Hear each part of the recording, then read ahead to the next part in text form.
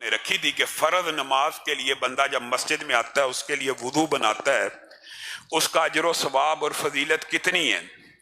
نبی کریم صلی اللہ علیہ وسلم نے ارشاد فرمایا، نبی کریم صلی اللہ علیہ وسلم نے فرمایا آج رات اللہ رب العزت کا دیدار ہوا اور اللہ رب العزت نے مجھ سے پوچھا کیا آپ کو علم ہے کہ فرشتے مقرب ملائکہ کس بارے میں جھگڑتے ہیں؟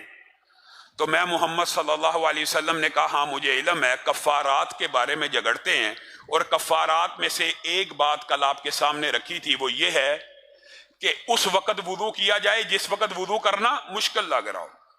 دوسری بات کفارات کیا ہیں؟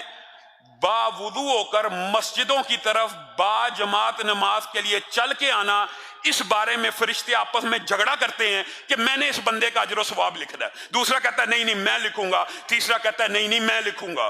صرف لکھنے کے اوپر اس بارے میں جھگڑا ہوتا ہے جو با جماعت نماز کے لیے گھر سے نکل پڑتا ہے۔ نبی کریم صلی اللہ علیہ وسلم کی یہ جو حدیثیں ہیں ذمے کی اور ضمانت کی، ذمہ اور ضمانت دونوں چیزوں میں کچھ فرق ہوتا ہے۔ جو با جماعت نماز کے لیے آئے، فجر پڑھے یا فجر نہ بھی پڑھے، گھر سے نکلے با جماعت نماز کے لیے، وہ اللہ کے ذمے میں ہے، ایک بات۔ اور دوسری جو 6 مجلسوں کی حدیث ہے کہ 6 مجالس وہ اللہ کی ضمانت میں ہیں، ان میں سے ایک جو جز ہے وہ یہ ہے کہ با جماعت نماز ادا کرنے والی مسجد میں حاضر ہونا، یہ اللہ کی ضمانت میں ہے۔ اب ضمانت اور ذمے کا مطلب کیا ہے؟ نبی کریم صلی اللہ علیہ وسلم نے بھی بیان کر دیا، اور جو بات جس کے اندر ابہام کا کچھ اندیشہ تھا محدثین نے کھول کے بیان کر دیا۔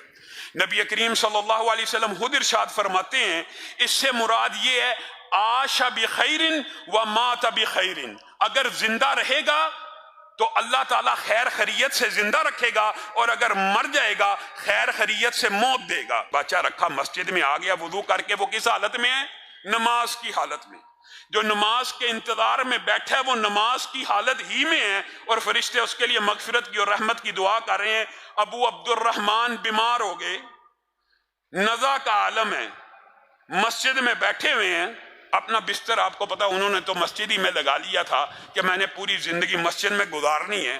اس وقت جب آخری سانس چل رہے ہیں ان کے ساتھیوں نے کہا اب تو گھر چلے جائیے، اب تو گھر چلے جائیے، بستر کو اٹھا لیجئے، اپنے گھر کے اندر اپنے بیوی بچوں کے درمیان چلے جائیے۔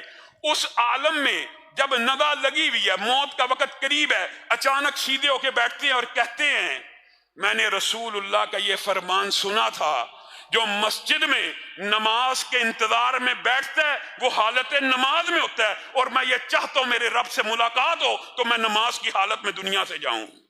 اللہ تعالی ہمیں بھی توفیق دے۔ مسجدوں کو آپ نے معمولی سمجھا، یہ اللہ کے عبادت خانے، یہ اللہ کے گھر، دھرتی کے اوپر سب سے پاکیزہ پوتر مقامات، ان کی اہمیت اور قدر و قیمت کا آج ہمیں اندازہ نہیں ہے۔ میرے بھائیو، یہ جو نماز کی عبادت ہے جو فرض ہے، اس عبادت کے دباچے وضو کے حوالے سے آپ نے فضائل سنے، اب صرف آذان کے حوالے سے چند باتوں کو یاد رکھنا ہے اور اس کے اوپر بھی عمل کرنے کا وعدہ کرنا ہے۔ نبی کریم صلی اللہ علیہ وسلم نے ارشاد فرمایا دیکھیں اذان کا جواب کون دے گا؟ بنیادی طور پہ وہی دے گا نا جو اذان سے پہلے مسجد میں آئے گا۔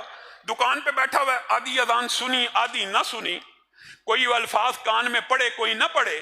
حقیقت یہ ہے کہ اذان کی تیاری کرنی چاہیے، نماز کی تیاری نہیں کرنی چاہیے۔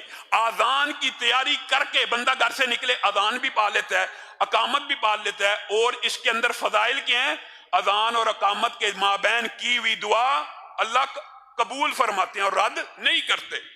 مسجد میں اذان سے پہلے آئے گا تو ہی یہ وقت پائے گا نا کہ اذان اور اقامت کے مابین کوئی لفظ اللہ کو کہہ دے۔ یہ بھی نبی کریم نے گارنٹی دے دی ہے، اذان اور اقامت کے مابین کی جانے والی دعا اللہ رد نہیں فرماتے۔ جس طرح کل آپ کو کہا تھا کہ رات کو اٹھا دعا کی اللہ قبول کریں گے، اسی طرح اذان اور اقامت کے مابین مسجد میں بیٹھا نماز کی حالت میں، اس حالت میں اللہ سے دعا کر رہا ہے، اللہ تعالیٰ قبول فرمائیں گے۔ اور پھر اسی پر بس ہے، اگر اذان کی تیاری کر کے گھر سے نکل آیا ہے، وضو کر کے پوری اذان کا جواب دیا، اذان کا جواب اللہ کا شکر ہے مسلمان دیتے ہیں، جو مؤذن کہے وہی بندہ دہرائے، جو مؤذن کہہ رہا ہے آپ نے وہی دہرانا ہے۔ لیکن جب حیا علی الصلاح و حیا علی الفلاح پہ پہنچے گا آپ نے کیا کہنا ہے؟ لا حول ولا قوت الا باللہ. کتنا بڑا کام ہے، بڑا مشکل ہے، بندہ تھک جاتا ہے، کوئی بوجھ اٹھانا پڑتا ہے، کوئی محنت کرنی پڑتی ہے. نبی کریم صلی اللہ علیہ وسلم نے ارشاد فرمایا فقط اتنے جملے، اتنے الفاظ زبان سے نکالنے والا دخل الجنہ، وہ جنت میں داخل ہو چکا ہے.